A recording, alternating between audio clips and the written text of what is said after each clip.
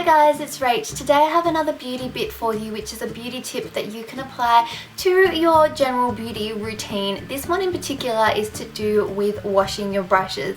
I do recommend deep cleaning your brushes on a semi-regular basis, probably at least once a month, maybe a little bit more regularly for foundation brushes or brushes that you use kind of every day. Something like this one I try and do at the very least once a month, just to give it a really deep clean. For that I will use a conditioning like baby shampoo. Works really well.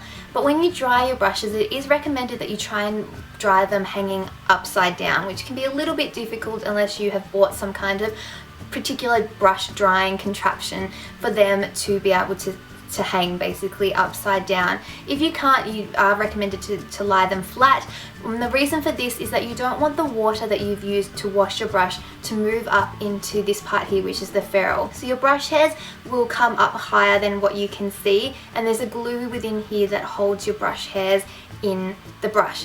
What happens is if the water starts to penetrate down here, it will break down the glue and eventually it will cause your brushes to fall apart. It's what will cause a lot of fallout, and also by hanging your brushes or having them dry upside down, it also helps them to dry in the shape in which you get them, because the last thing that you want is for your brushes to sort of lose their shape when they're wet. If you have them squished or have them like this, they can fray out and then they won't work as well, they won't look as nice, and again you're reducing the longevity of your brushes.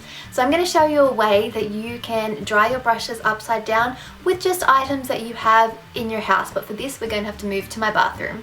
So for this you are going to need a towel rack or some kind of rack. You are also going to need a hair tie and the brush in which you want to dry. All you are going to do is thread your hair tie around the brush, then you're going to hold the brush up against your drying rack, your towel rack, and then loop it around the rack and back over the brush. It is as simple as that. If the brush is smaller, then use a smaller hair tie or a smaller rubber band and your brushes will be able to hang and dry nicely. All the water will run out of the brush rather than back up the brush and into the ferrule.